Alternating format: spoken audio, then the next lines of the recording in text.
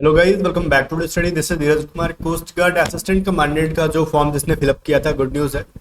इसकी जो है आपकी एग्जाम सिटी और एग्जाम डेट आ गया। और गंदी चीज़ क्या है ना कि 20 अप्रैल को है।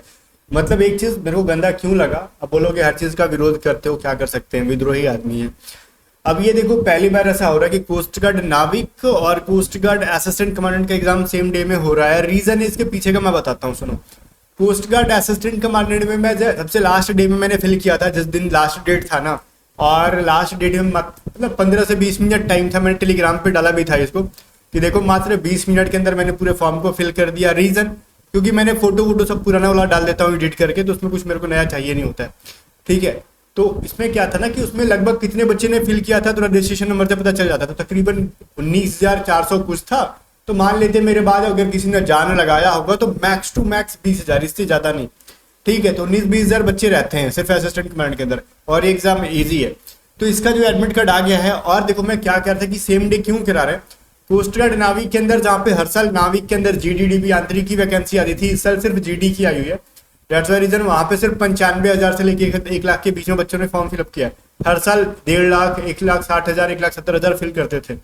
तो उधर से सीधे 60-70 हजार बच्चों की कमी आ गई है। तो वो तो गाइज, जब 60-70 हजार बच्चे कम हो गए हैं नाविक के अंदर, तो इनको तो बढ़िया है ना कि 3 दिन के अंदर पूरा एग्जाम निपटा ले रहे हैं। असिस्टेंट कमांडेंट नाविक पूरा, कैफे को पैसे ज्यादा नहीं देना पड़ेगा। ओके, तो यही सीन है। इसके वजह से वो मैनेज कर सकते हैं, 20,000 बच्चे कुछ ज्यादा नहीं होते। तो 3 दिन में वो पूरा नाविक का असिस्टेंट कमांडेंट का एग्जाम खत्म कर लेंगे। 20, 21, 22 शायद 3 दिन एग्जाम है। और 23 को मैंने किसी का सुना नहीं है, तो 20, 21, 22 को है शायद, जहां तक मैं जानता हूँ। अगर 23 का किसी को नाविक का एग्जाम हो तो बता दे रहा, बट असिस्टेंट कमांडेंट का शेड्यूल है 20 अप्रैल 2024 को।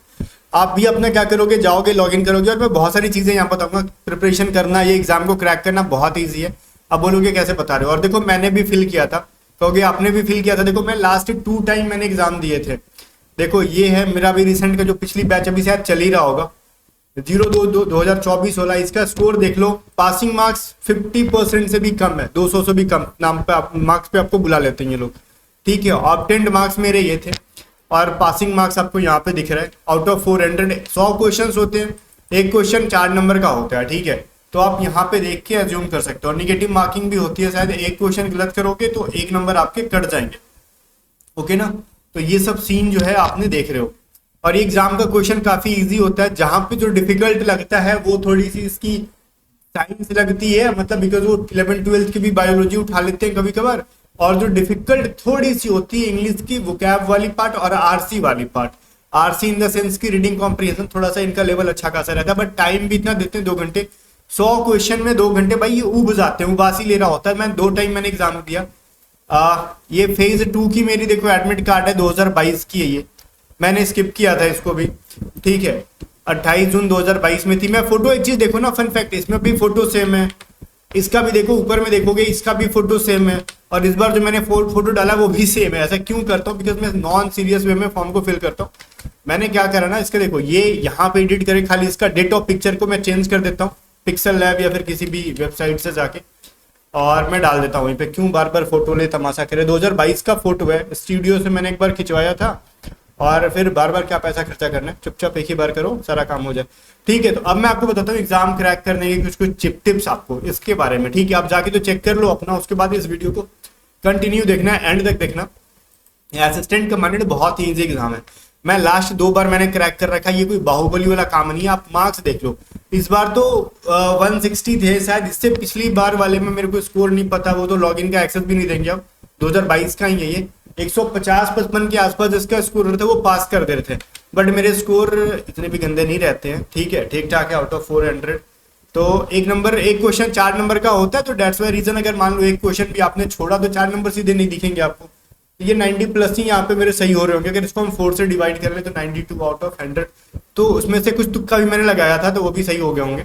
ठीक है, तो मेरे 92 एक्यूरेसी तो नहीं होता है। अगर वो कहते हैं ना कि हाँ आपने क्या 92 क्वेश्चन आपको सही से याद थे, तो नहीं, मेरे को क्वेश्चन 75 से 80 के बीच में पता होते हैं।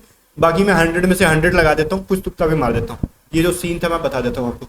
अब ये एग्जाम क्रैक करना, देखो मैं आपको दिखा रहा हूँ ना, मैंने 2 टाइम क्रैक किया, ईजी लगा, बहुत ईजी। अगर मैं अपने कोस्ट गार्ड नाविक डीबी वाले बच्चों को कहूँ कि जा बच्चा दे, अगर तूने प्रिपरेशन कर रखा है, मेरा जो बच्चा होगा जिसको इंग्लिश पे कमांड होगी ठीक ठाक होगी, लाइक इंग्लिश पढ़ के समझ जाता है, वो इस एग्जाम को फोड़ के आ जाएगा, मैं गारंटी देता हूँ, अगर मेरे बैच से कोई पढ़ के आया हो तो। बिकॉज इसकी मैथ, मैं गाली नहीं दे रहा हूँ, मैं इसकी मैथ, इसकी रीजनिंग और इसकी इंग्लिश की मतलब वो चीज़ें होती है ना, वो मैं सब चीज़ें उस लेवल का कोस्ट गार्ड नाविक में पढ़ा देता हूँ, एयरफोर्स में पढ़ा देता हूँ, एसएससी जीडी में पढ़ा देता हूँ, पेड बैचेस के अंदर।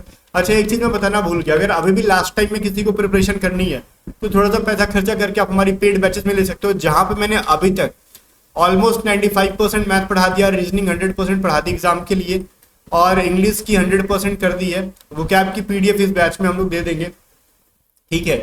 और इसके अलावा मैंने साइंस पढ़ा दिया है ऑलमोस्ट 80% चीज़ें, ठीक है। और इसके अंदर जीके की कुछ क्लासेस करा दूंगा। 100% तो बैच मैंने शुरू में ही कहा था कि नहीं पॉसिबल है, फिर भी 80 to 90% पढ़ा दूंगा, उतना जरूरत भी नहीं है स्कोर। आप सोच लो यहाँ पे अगर आप 50% स्कोर कर रहे हो ना, और 50% स्कोर करके एंड तक टिक जाते हो तो आपका सिलेक्शन हो जाएगा, तो आपको 80% 90% स्कोर करने की जरूरत भी नहीं है। इनका पासिंग मार्क्स ही देख रहे हो 400 में से 160, भाई क्या है, अब क्या है, 50% भी करोगे तो 200 आता है, ये लेस देन क्या है भाई 50% है। तो आपको क्या करना है, 40% ये स्कोर पे पास कर दे रहे हो, तो मतलब 50% 60% भी आप स्कोर कर दे रहे हो तो आपका सिलेक्शन हो जाएगा। तो आप लास्ट टाइम के लिए या तो हमारी बैचेस से पढ़ सकते हो, अगर आपको कुछ नहीं आता तब, ठीक है, तो इतना तो प्रिपरेशन हो जाएगा कि आप एग्जाम को क्रैक कर लो लास्ट टाइम के लिए। आपको क्या करना है, इसके लिए A to Z स्टडी आपको डाउनलोड करना है, लिंक डिस्क्रिप्शन में है, वहां पे ऑफिसर बैच को ज्वाइन कर लेना है। या फिर आप ना कोस्ट गार्ड नाविक के लिए जो हम पीडीएफ बनाते हैं ना सेक्शन 1 का, वो देखो, सेक्शन 1 का मैथ, सेक्शन 1 की साइंस, सेक्शन 1 की वोकैब और इंग्लिश ग्रामर की प्रैक्टिस की पीडीएफ, और हमारी रीजनिंग की पीडीएफ, करंट अफेयर और जीके की पीडीएफ, इन सबको खरीद के, इनका लिंक भी मैं डिस्क्रिप्शन में दे दूंगा, या फिर आप व्हाट्सएप करके भी खरीद सकते हो। लिंक से खरीदोगे मतलब मेन प्राइस के अलावा एक्स्ट्रा चार्जेस पे करने पड़ते हैं, इंटरनेट हैंडलिंग चार्ज, जीएसटी वगैरह। अगर व्हाट्सएप से बाय करोगे तो ये सभी चीजें नहीं पे करने पड़ेंगे, आपको जो मेन प्राइस है वो पे करने पड़ते हैं। आप 210-220 रुपए के आसपास सारी पीडीएफ की प्राइस होगी, वहां से प्रैक्टिस करके एग्जाम से पहले इस एग्जाम को फोड़ सकते हो। अब जब मैं सारी मटेरियल्स को रेडी कर रहा हूं तो मैंने 2 टाइम एग्जाम को दिया है और फोड़ा है, तो मेरे को पता है कि एग्जाम बड़ा इजी है। और इस टाइम क्या मैं फिर से मैंने फील किया, मैं एग्जाम देने जाऊंगा, देखो गाइस ये यूपी में और मैं हूँ जनरली बिहार से, ठीक है। और मैं सोच रहा था कि 2 टाइम तो मेरे एग्जाम दोनों टाइम में पटना में थे, तो मैं जाता था आराम से दे आता था। बट गाइस इस बार थोड़ा सा मेरे को तकलीफ फील हो रहा है कि मेरे को जाना पड़ेगा वाराणसी।